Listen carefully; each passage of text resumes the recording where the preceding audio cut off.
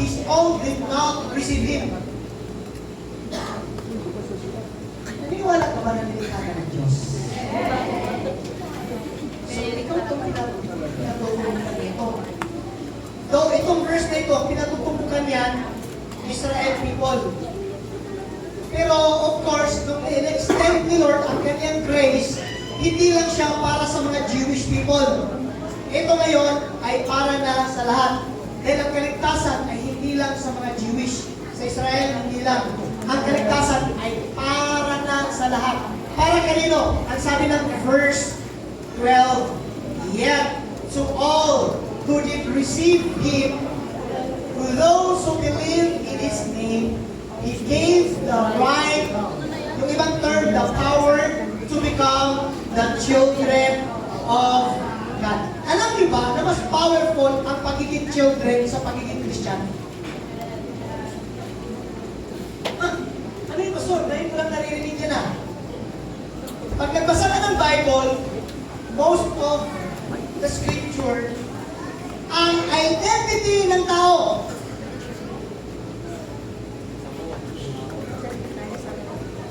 even Jesus, when He taught to His disciples, He taught about, you are the children of God. Your Father in heaven. Lagi nang ginagamit, your Father in heaven. Even His teaching about the prayer, our Father. Binasa ko po yung Bible, at nung nabasa ko siya,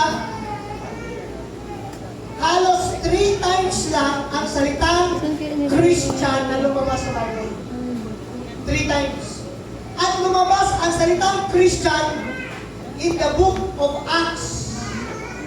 If I'm not mistaken, chapter 11. Doon lang siya lumabas ang salitang Christian. At ang nagsabi pa na tinawag siyang Christian, hindi rin sila mismo ang nagsabi sa kanilang mga sarili. Ang nagsabi doon, yung mga taong nakita na sinunod nila, nag-follow sila kay Christ. Marami pong mga tao na tinatawag Christian, pero hindi sila children. Magkaiba po yan. Halimbawa po, meron kang pamilyang pinagalingan. Pag pumasok ka sa school, ang school na pinapasukan mo, halimbawa UCC. Ang tawag sa'yo, pag estudyante ka sa UCC, UCCian. Tama po? Ibig sabihin, pag graduate ka, your alma mater is UCC, at UCCian ka, dahil doon ka galing. Pero pag uwi mo sa bahay, UCCian ka. Ano ka? Anak ka ng tatay mo. Anak ka ng nanay mo. That is your true identity. That is your true identity. Our true identity is not just about Christian. Christian, it means follower of Christ. Christian, it means pupils, learners of Christ. But when it comes to become your true reality, you are the children of God. Amen.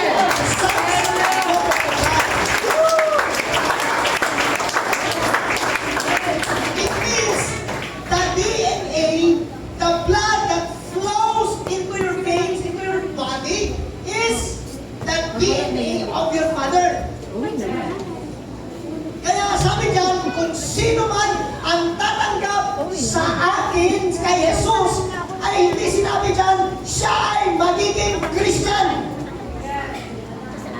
Siya ay maging anak ng Diyos. Gusto ba natin kinain ng Diyos? Kaya ka lang tatawagin Christian. The moment na sumunod ka sa Kanya, follower. The moment na nakikinig ka na sa salita ng Diyos at sinunod mo si Jesus. Kaya ang tawag doon, Christian ka na ngayon. Ibig sabihin, you are now the follower of Christ. You are now the learner of Christ. You are now the pupil of Christ. Kaya nga, si Jesus, nung nakita na si Pedro, na hinagis yung kanyang lamban sa dagat, ang sabi po ni Jesus kay Pedro, Peter, follow me. So, ibig sabihin, kung gusto niyo po makarating sa original, tunay na kalagayan ng pagkatao, very important ang salitang following. Following. That's why in the church, ang ginagawa po ng Panginoon in the church, He wanted those people to become His children.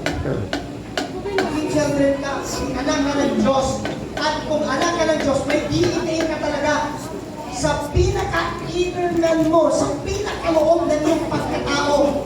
Meron dyan nakatago, kailangan mo lang i-awake yan.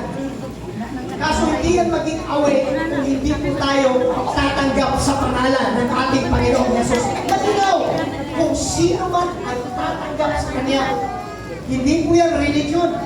Hindi sinabihan kung sino man ang tatanggap sa United Pentecostal Church, hindi po. Kung sino man ang tatanggap sa Catholic Church, hindi po. Sino man ang tatanggap sa Iglesia ni Cristo, hindi po. Ang sabi niyan, ang pinatukuyan niyan si Jesus, kung sino man ang tatanggap kay Jesus, bibigyan niya ng karapatan maging anak.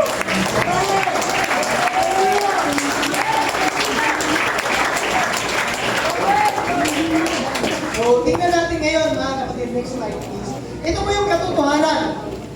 Si Jesus ay tumatawag. Ang sabi ng Revelation, chapter 3, verse 20, Behold, I stand at the door and knock. If anyone hears my voice and opens the door.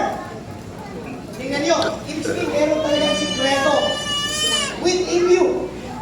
Ang sabi niya, if anyone hears my voice